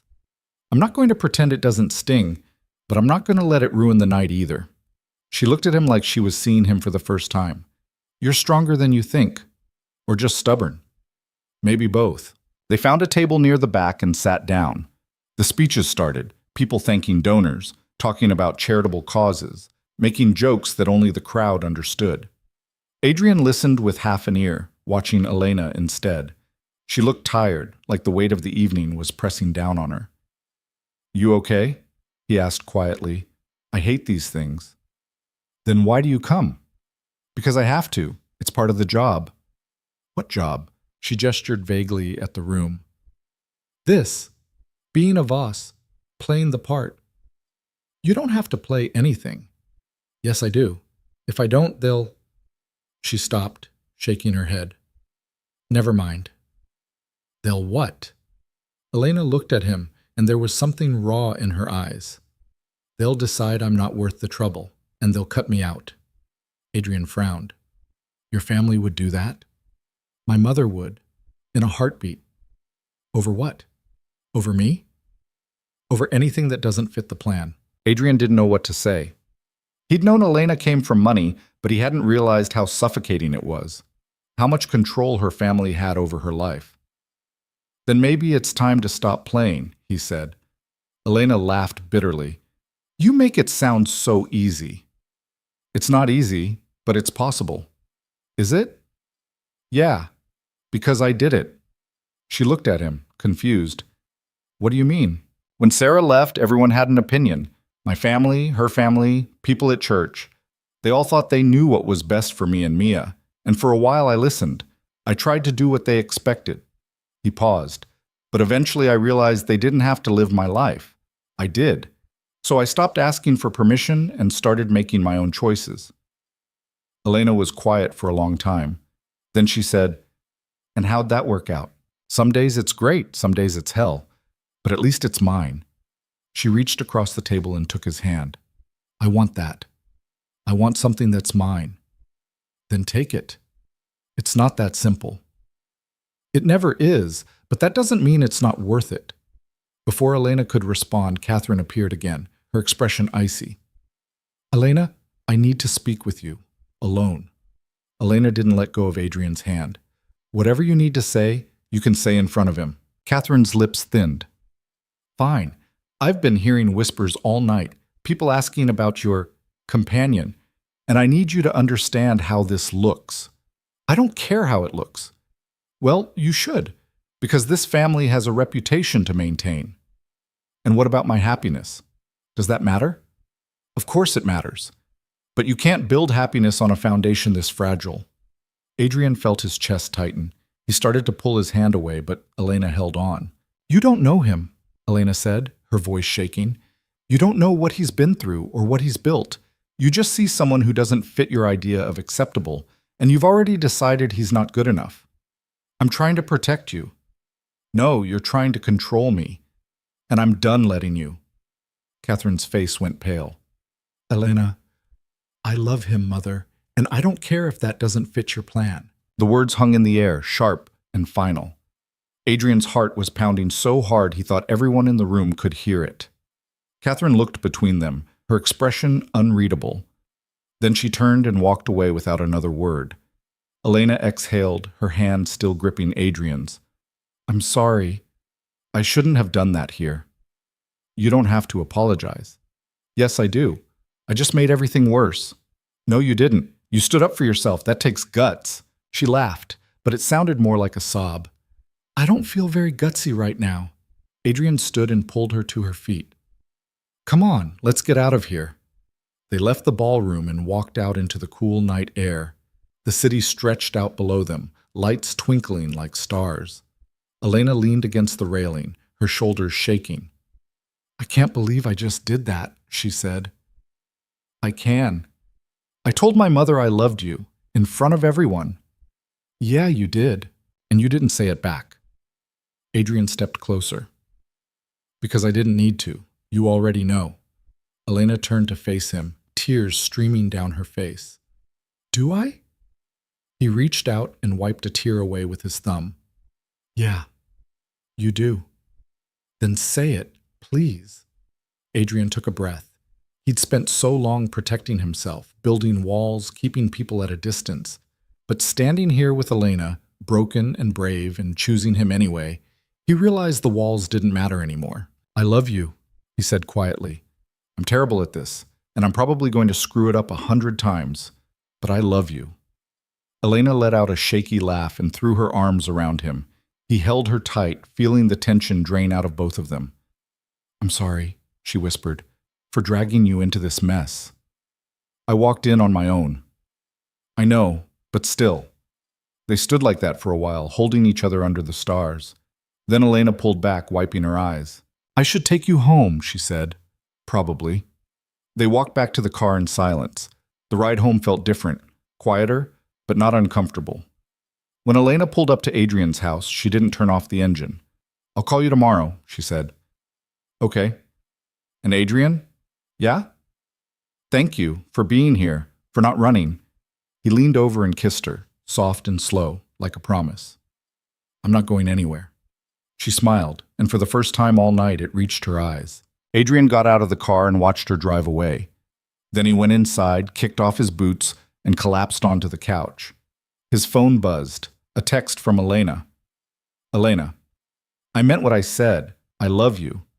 Adrian, I know. I love you too. Elena, even after tonight? Adrian, especially after tonight. He set his phone down and closed his eyes. The night had been a disaster in some ways, tense and awkward and full of judgment. But in the ways that mattered, it had been perfect. Because for the first time, he and Elena had stopped hiding. They'd stood together in front of the people who wanted to pull them apart, and they hadn't flinched. And that was worth more than any approval they'd never get. The next morning, Adrian woke to his phone ringing. He fumbled for it, half asleep, and answered without checking the screen. Hello? Adrian, it's Richard. Can we meet? Adrian sat up, instantly awake. Is everything okay? Everything's fine. I just need to talk to you. It's important. Okay, when? This morning, if you can. Same place as last time. Adrian glanced at the clock. 7:15. Yeah, I can be there in an hour. Thank you. The call ended. Adrian sat on the edge of his bed, trying to figure out what this was about. Richard hadn't sounded angry, but he hadn't sounded happy either. He got dressed, made coffee, and left a note for Mia in case she woke up before Mrs. Chen arrived. Then he drove to the park. Richard was already there, sitting on the same bench as before. He looked tired, like he hadn't slept much either. Adrian sat down beside him. What's going on? Richard didn't answer right away. He just stared out at the water, his hands folded in his lap. Catherine called me last night, he said finally. After the event. She wants to cut Elena off. Adrian's stomach dropped. What? She thinks Elena's making a mistake, and she wants to force her to end things with you.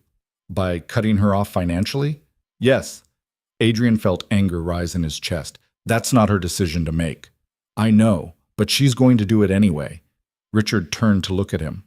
Unless I stop her. Can you? I can try, but I need to know something first. What? Are you serious about my daughter, or is this just something temporary? Adrian met his gaze. I'm serious. Even if it costs her everything?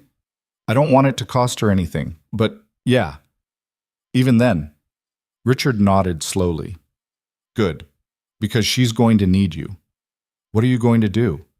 I'm going to talk to Catherine, and I'm going to make sure she understands that if she cuts Elena off, she loses both of us. Adrian blinked. You do that? I've spent 30 years letting Catherine make decisions I didn't agree with because I thought it was easier. But I'm done being easy.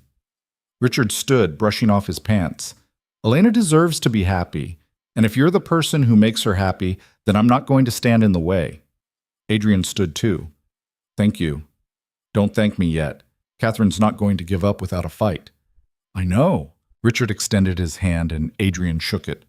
Then Richard walked away, leaving Adrian alone on the bench. Adrian sat back down, his mind racing. He'd known this was going to be complicated, but he hadn't expected it to blow up this fast. His phone buzzed. Elena. Elena. My dad called. He told me what my mom's trying to do. Adrian. I know. I just talked to him. Elena. I don't care if she cuts me off. I'll figure it out. Adrian. You shouldn't have to choose between your family and me. Elena.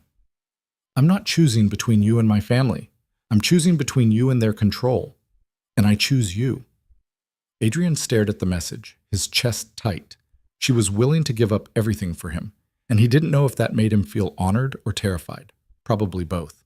He typed back. Adrian. We'll figure it out together. Elena. Promise? Adrian. Promise. He slipped his phone into his pocket and stood up. The fight wasn't over, it was just beginning. But for the first time, he felt like they might actually win. Adrian spent the rest of that morning working on autopilot. He rewired a kitchen in a duplex, replaced 3 outlets in a law office, and drove across town to fix a breaker that kept tripping. His hands moved through the familiar motions, but his mind was stuck on Elena's last message. I choose you. 3 words that should have felt like a victory, but instead felt like a weight pressing down on his chest. By noon, he was sitting in his truck outside a hardware store, staring at his phone. He wanted to call her, to hear her voice, to make sure she was okay. But he didn't know what to say. Sorry, your mother's trying to ruin your life because of me didn't exactly roll off the tongue. His phone rang. Elena.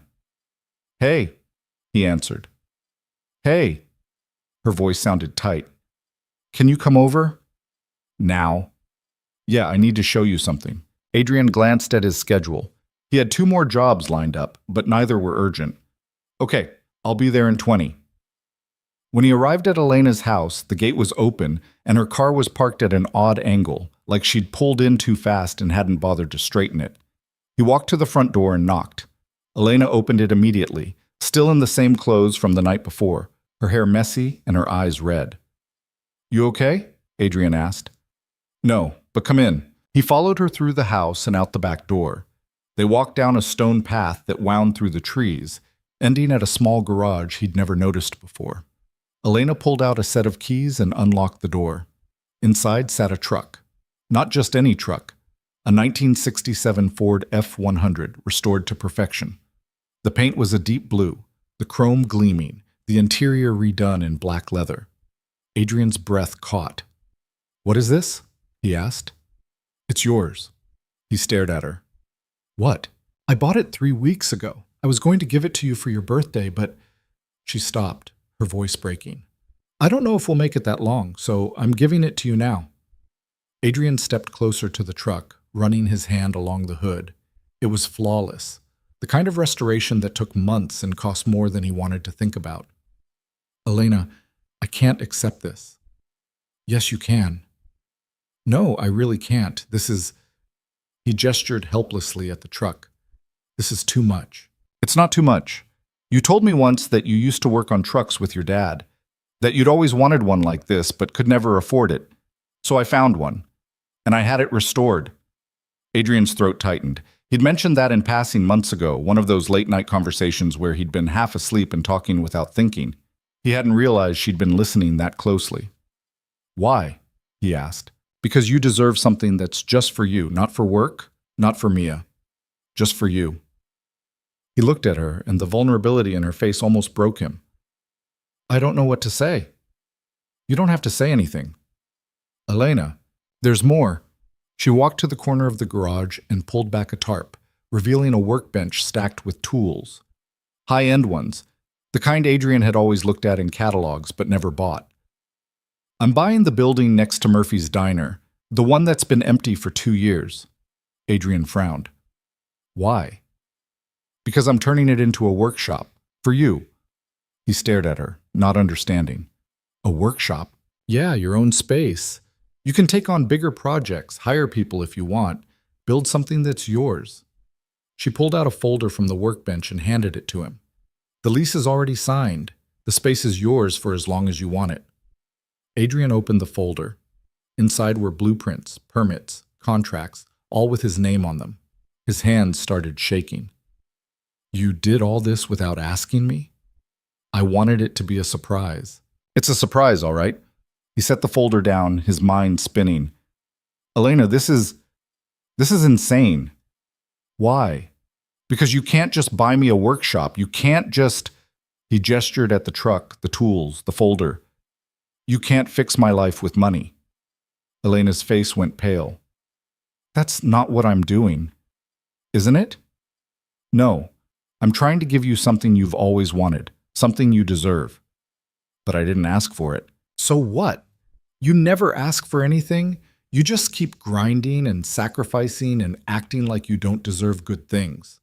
Adrian's voice rose. That's not fair. Neither is you throwing this back in my face. They stood there, the tension crackling between them. Adrian wanted to be grateful. He wanted to wrap his arms around her and thank her for seeing him, for caring enough to do this. But all he felt was anger, irrational and hot, burning in his chest.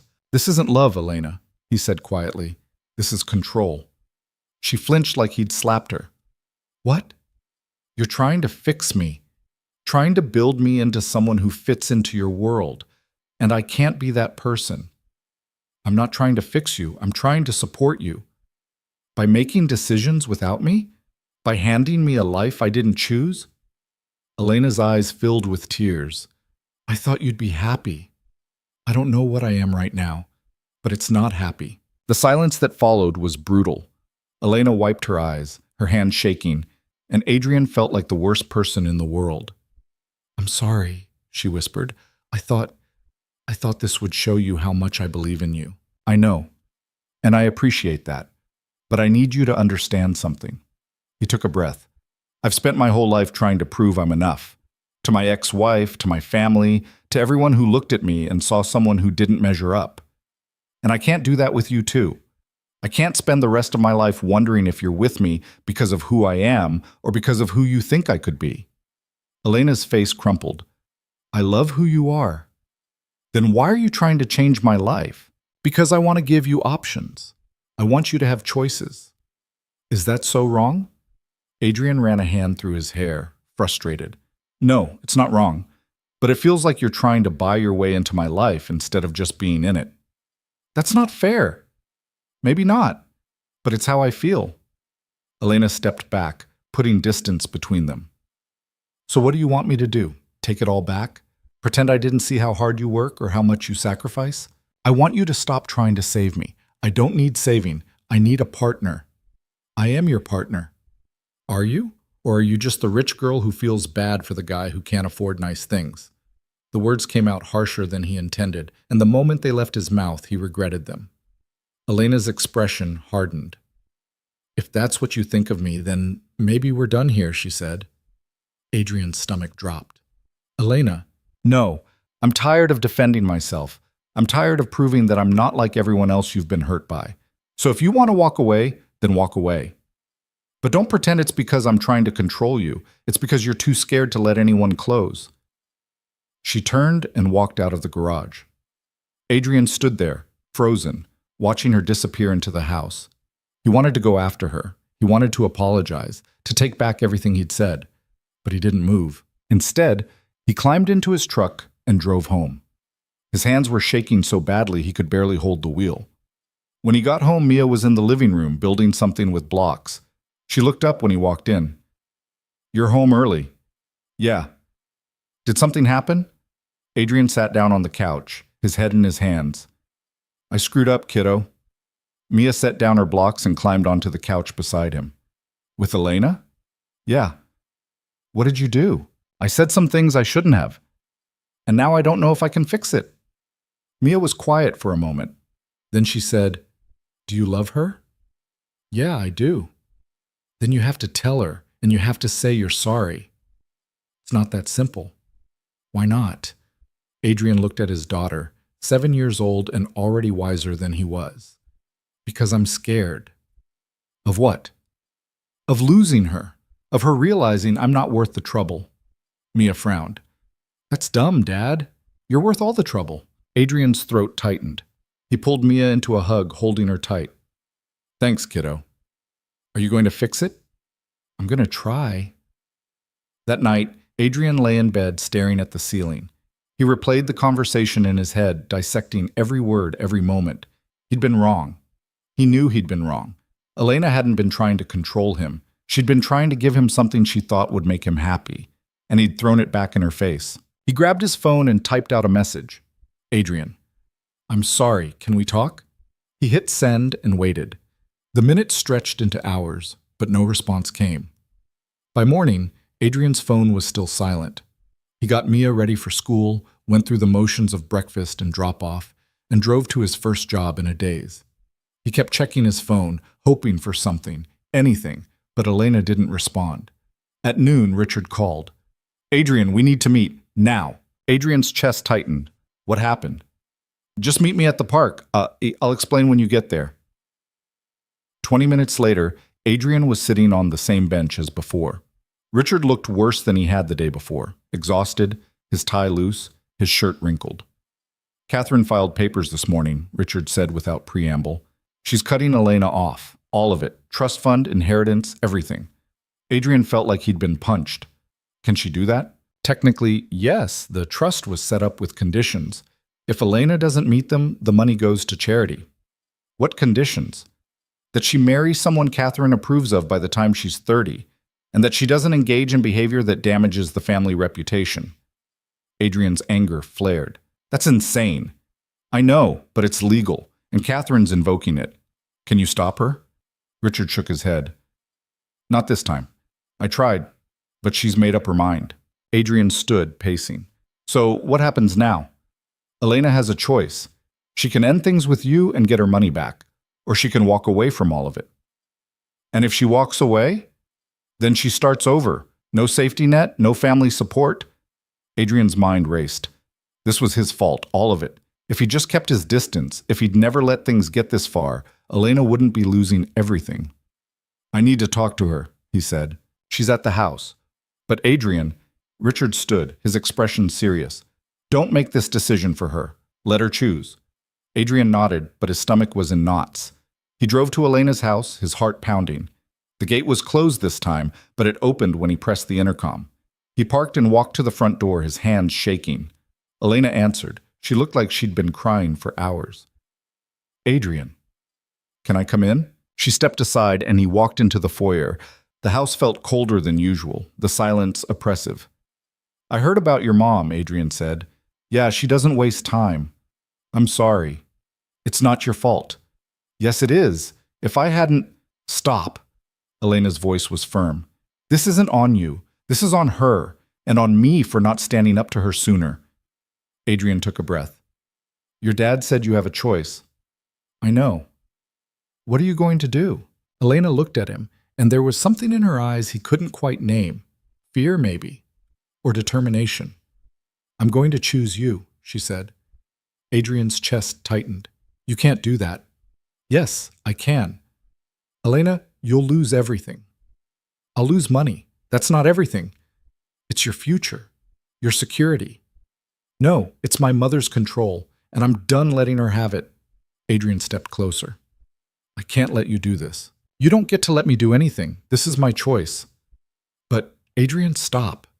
She took his hands, her grip firm.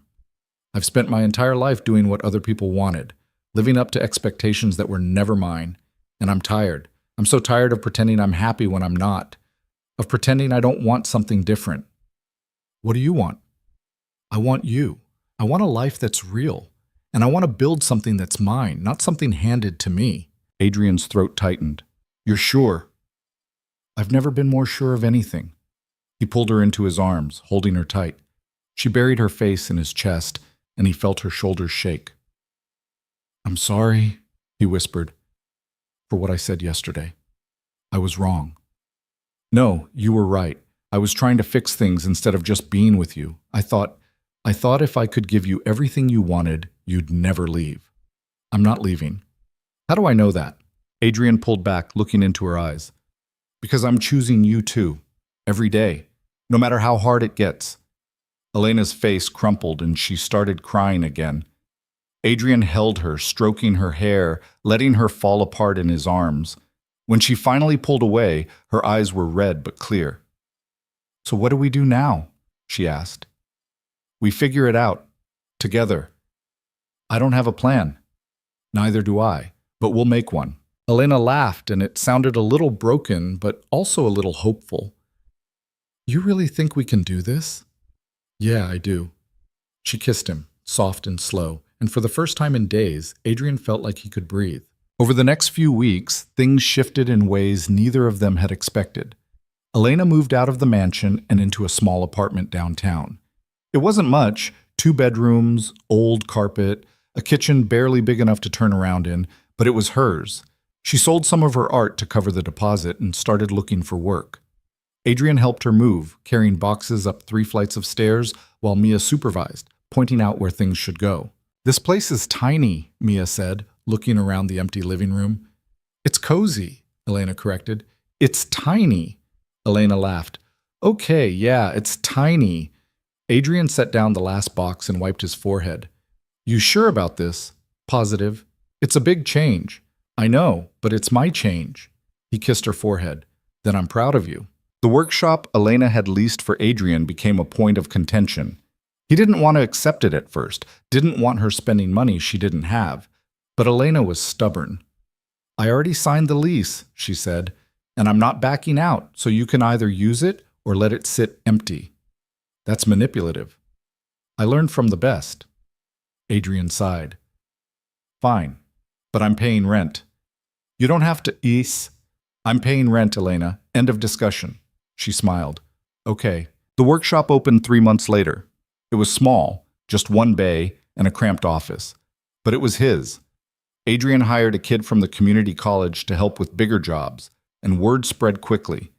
Within 6 months, he had more work than he could handle. Mia loved the workshop.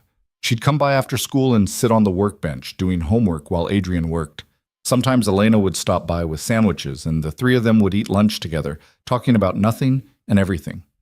It wasn't perfect. There were bills that came too fast and fights about money, and moments when Adrian wondered if they'd made the right choice. But it was real, and it was theirs. One night, about a year after everything had fallen apart and come back together, Adrian and Elena sat on the fire escape outside her apartment. The city stretched out below them, lights blinking like stars. You ever regret it? Adrian asked. Regret what? Giving up your family's money, starting over. Elena thought about it. Sometimes, when I'm stressed about rent or when my car breaks down and I can't afford to fix it right away. But then I think about what I'd be doing if I hadn't, and I realize I'd be miserable. You think you would have ended up with someone else? Probably. Some guy my mother approved of. Someone safe and boring who'd spend his life managing investments and going to galas. Sounds terrible. It does, doesn't it? She leaned her head on his shoulder. I'm glad I chose you. Even when I'm a pain in the ass? Especially then. Adrian smiled. I'm glad you chose me too. They sat in silence for a while, watching the city. Then Elena spoke again. I've been thinking about something. Yeah? I want to start painting again, not just for me, for other people. Like selling your work? Yeah, maybe open a small gallery someday, nothing fancy, just a space where people can come and see art that feels real. Adrian turned to look at her. You should do it. You think? Yeah. You're good, and you've got something to say. People should hear it. Elena smiled, and it was the kind of smile that lit up her whole face. Okay, I'll do it. Good. She kissed him, and he kissed her back, and for a moment, everything felt right. 6 months later, Elena's gallery opened. It was tiny, just a storefront in a neighborhood most people didn't visit, but it was hers. She hung her paintings on the walls, set up a small desk in the corner, and waited. The first week, only 3 people came in. The second week, 5. But by the end of the first month, word had spread. People started showing up. Not the wealthy art collectors from her old life, but regular people who connected with her work. Students, teachers, construction workers, nurses, people who saw themselves in her paintings. Adrian came to the opening night with Mia. They stood in the corner, watching Elena talk to visitors, her face flushed with excitement. She looks happy, Mia said. Yeah, she does. Do you think you'll marry her? Adrian blinked. What? You love her, right? Yeah. And she loves you. Yeah. So are you going to marry her? Adrian looked at his daughter. Would you be okay with that? Mia shrugged. Yeah. She's nice. And she makes you smile more. Adrian's chest tightened. You think so? I know so. He pulled Mia into a hug. Thanks, kiddo. So are you going to ask her? Maybe. Maybe's a dumb answer. Adrian laughed. You're right, it is. 3 months later, Adrian took Elena back to the park where they'd had so many conversations. The sun was setting, painting the sky in shades of orange and pink. Why are we here? Elena asked. Because I wanted to talk to you. About what? Adrian took a breath. He'd rehearsed this a dozen times, but now that the moment was here, his mind went blank. I'm not good at this, he started. I'm not good at big gestures or saying the right thing, but I know what I want, and I want you. Elena's eyes filled with tears. Adrian, I want to wake up next to you every morning. I want to fight about stupid things and make up before bed. I want to build a life with you, one that's messy and hard and real. And I want Mia to grow up knowing what it looks like when 2 people choose each other, even when it's not easy. He pulled a small box from his pocket and opened it. Inside was a simple silver ring, nothing fancy, nothing expensive, just something that felt right. So will you marry me? Elena's hands flew to her mouth. Tears streamed down her face. Yes, yes, of course. Adrian slipped the ring onto her finger, and she threw her arms around him, laughing and crying at the same time. I love you, she whispered. I love you too. They stood there, holding each other as the sun dipped below the horizon. And for the first time in his life, Adrian felt like he was exactly where he was supposed to be. The wedding was small, just Mia, Richard, a few friends, and Mrs. Chen, who cried through the entire ceremony. Catherine didn't come. Elena had sent an invitation, but it was returned unopened. It hurt, but Elena didn't let it ruin the day. They got married into the workshop, surrounded by tools and half-finished projects. It wasn't traditional, but it was theirs. And when the officiant pronounced them husband and wife, Mia cheered so loud it echoed off the walls. Afterward, they had dinner at Murphy's Diner, burgers and fries and milkshakes, the kind of meal that felt like home. This is the best wedding ever, Mia announced, her mouth full of fries. You've never been to another wedding, Adrian pointed out. Doesn't matter, this one's the best. Elena laughed, squeezing Adrian's hand under the table. I think she's right. Adrian looked around the table, at Mia, at Elena, at the people who'd shown up for them, and realized something. He'd spent so long believing he wasn't enough, that he didn't deserve good things. But sitting here, surrounded by the life he'd built, he understood the truth. It wasn't about being enough for someone else. It was about being enough for yourself. And when you were, everything else fell into place. Years later, Adrian would look back on that night in the workshop, the night he almost walked away, and realize it was the moment everything changed. Not because Elena had given him a truck or a workshop, but because she'd given him something more important, the courage to believe he deserved to be happy. And in the end, that was what mattered. Not the money, not the mansion, not the life they could have had, but the life they chose. The one built on honesty and hard work and the decision to show up for each other, even when it was hard. Because love wasn't about perfection. It was about choosing someone over and over again, even when the world tried to pull you apart. And that was the only kind of love worth having.